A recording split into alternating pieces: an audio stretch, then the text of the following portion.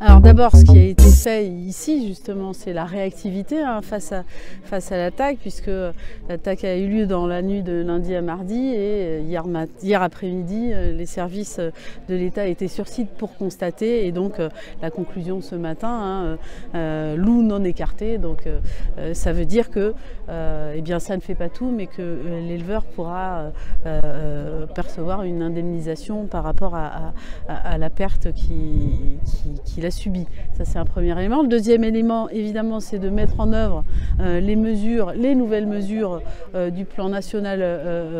loup, donc, qui ont été adoptées en février dernier et qui impliquent un certain nombre de nouveautés, comme la possibilité pour les tirs de défense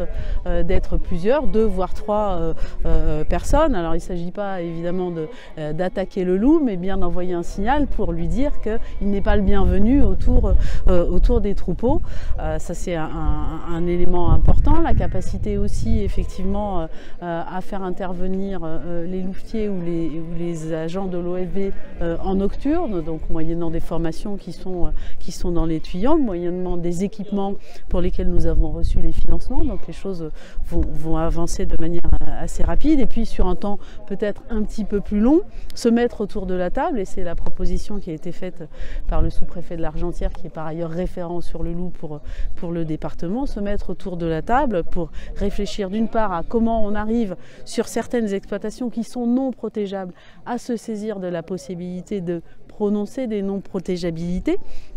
ce qui a déjà été fait sur certaines exploitations pour l'Ardèche, mais il y en a d'autres potentiellement qui pourraient en bénéficier. Et puis travailler sur un temps un peu plus long pour voir, comme ça a été dit par l'éleveur chez qui nous sommes aujourd'hui, pour voir de quelle manière on allie finalement pastoralisme et présence du loup, puisqu'il n'est pas question, et vous le savez, de dire que le loup va disparaître demain. C'est une espèce protégée et donc elle doit pouvoir se maintenir, mais elle ne doit pas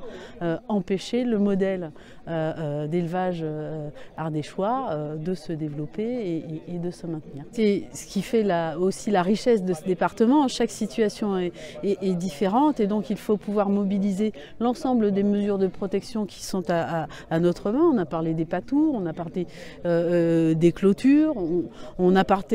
parlé aussi des tirs de défense. Eh bien, c'est la capacité à regarder sur chaque exploitation quelles sont les mesures de protection les plus adaptées pour pouvoir les combiner et faire en sorte, encore une fois, qu'on envoie un signal clair aux loups et aux éleveurs qu'ils peuvent se protéger, et aux loups, effectivement, qu'il ne faut pas s'approcher des troupeaux.